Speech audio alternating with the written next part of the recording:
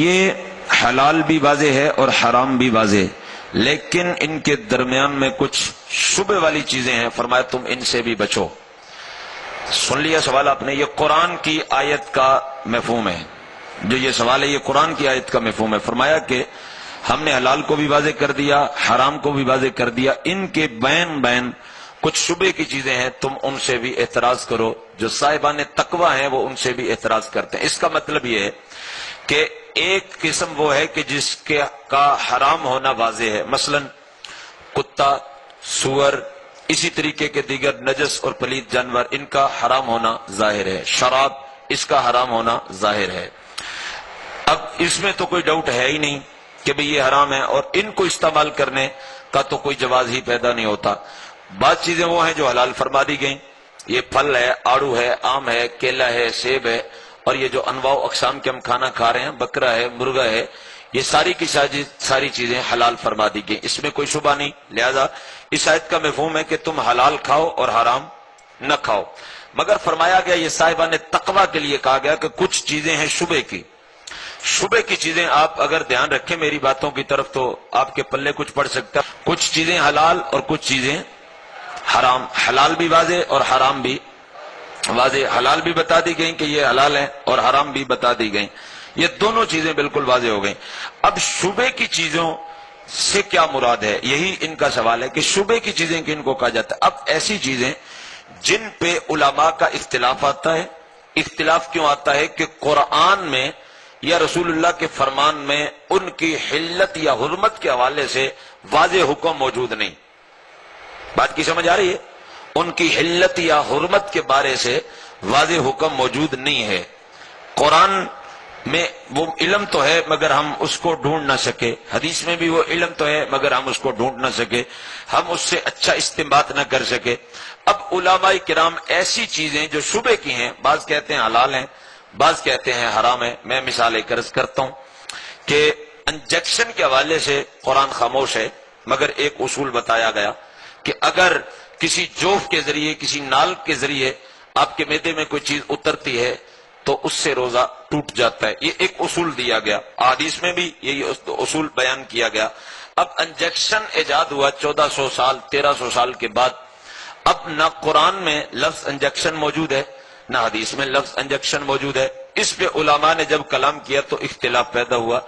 بعض علماء نے کہا کہ اس سے روزہ ٹوٹ جاتا ہے، بعض نے کہا کہ اس سے نہیں ٹوٹتا۔ اچھا، جنہوں نے کہا تھا نہیں ٹوٹتا ان کے بھی دو جو ہے وہ گروہ بنے۔ ایک کہنے لگا کہ اگر نال میں، کسی آنت میں جو ہے وہ انجیکشن لگوایا جائے تو روزہ ٹوٹ جاتا ہے، کیونکہ یہ جوف کے ذریعے اور یہ نال کے ذریعے معدے تک خوراک ہماری پہنچتی ہے، اس لیے روزہ ٹوٹ جاتا ہے۔ اس طبقے نے، دوسرے طبقے نے یہ کہا کہ بھئی نال میں تو انجیکشن لگانے سے روزہ ٹوٹ جاتا ہے مگر گوشت میں لگانے سے نہیں ٹوٹتا، کیونکہ یہ جوف کے ذریعے جو ہے یہ خوراک جو ہے، یہ طاقت جو ہے، انرجی جو ہے معدے تک نہیں پہنچتی ہے، لہذا اس سے روزہ نہیں ٹوٹتا۔ ایک طبقہ آج بھی اس بات پہ ڈٹا ہوا ہے کہ بھئی انجیکشن ایسے ایسے پاورفل ہیں کہ ایک انجیکشن لگا دیں تو بندہ 2 دن کچھ بھی نہ کھائے تو بندہ زندہ رہ سکتا ہے، اس کی انرجی اتنی بحال ہوتی ہے، لہذا گوشت میں بھی انجیکشن لگانے سے روزہ ٹوٹ جاتا ہے، اور آنت میں بھی، نال میں بھی جو ہے وہ انجیکشن لگانے سے روزہ ٹوٹ جاتا ہے۔ اب آپ دیکھیں پریشان ہو گئے، یہ ہے شبہ کی چیز، شبہ میں پڑ گئے، اب آپ کیا کریں؟ بعض کہتے ہیں جائز ہے، اب یہ پڑ گیا شبہ، کتنی پریشانی میں آپ جو ہے وہ آ گئے، کتنی الجھن میں پھنس گئے۔ ایک کہتا ہے آنت میں جو ہے وہ انجیکشن لگائیں گے روزہ ٹوٹے گا، دوسرا کہتا ہے گوشت میں بھی لگانے سے ٹوٹے گا، دوسرا کہتا ہے نہیں گوشت میں لگائیں گے تو نہیں ٹوٹے گا۔ آپ کیا کریں؟ یہ چیز ہے شبہ کی، یہ کیا چیز ہے؟ شبہ کی۔ قرآن کہتا ہے جو شبہ کی چیزیں ہیں بہتر یہ ہے کہ تم اس سے بھی بچو۔ نہیں کو سمجھ آئی؟ بہتر یہ ہے کہ تم اس سے بھی بچو، تم نہ انجیکشن لگوانا۔ اختلاف موجود ہے، ٹھیک ہے، بعض کہتے ہیں لگوا لو، بعض کہتے ہیں نہیں لگواؤ، مگر یہ شبہ پڑ گیا اس لیے تم بچو، بہتر یہ ہے کہ تم اس سے بچتے رہو۔ حضرت امام شافعی، ایک اور مثال عرض کرتا ہوں جس سے ہمیں تھوڑا نیکی کی طرف رغبت بھی ملے گی۔ حضرت امام شافعی رحمۃ اللہ تعالی علیہ نے ایک تشت گروی رکھا، اور ایک تشت گروی رکھ کر، ایک ٹرے گروی رکھ کر کے کچھ ادار لیا۔ یہ چاندی کا تشت تھا، ٹرے تھا، جب آپ کے پاس پیسے ہوئے تو واپس کرنے کے لیے اسے قرض واپس کرنے کے لیے جس سے قرض لیا تھا اس کو واپس گئے تو کہا کہ بھئی میرا تشت واپس کر دو اور قرض لے لو. اس نے قرض پکڑ لیا تو اندر سے 2 تشت اٹھا لایا. دونوں تشت ایک طرح کے تھے, کوئی نشانی نہیں تھی. انہوں نے کہا حضرت ان دونوں میں سے پہچان لیجئے کہ آپ کا کون سا تشت ہے. انہوں نے کہا بھی میں تو کوئی نشانی نہیں لگائی تھی. تو کہا جی اصل میں ایک اور بندہ تشت دے کر قرض لے کر گیا ہے تو غلطی سے یہ دونوں تشت اکٹھے ہو گئے ہیں, لہذا اب آپ خود پہچان لیجئے. تو حضرت امام شافعی رحمت اللہ تعالی علیہ فرمانے لگے ہم شبے میں پڑ گئے ہیں, اس لیے جو چیز شبے میں پڑ گئی ہم اس کو اپنے لیے جائز نہیں سمجھتے ہیں, لہذا تم اس کو صدقہ کر دینا, تم اس کو صدقہ کر دینا.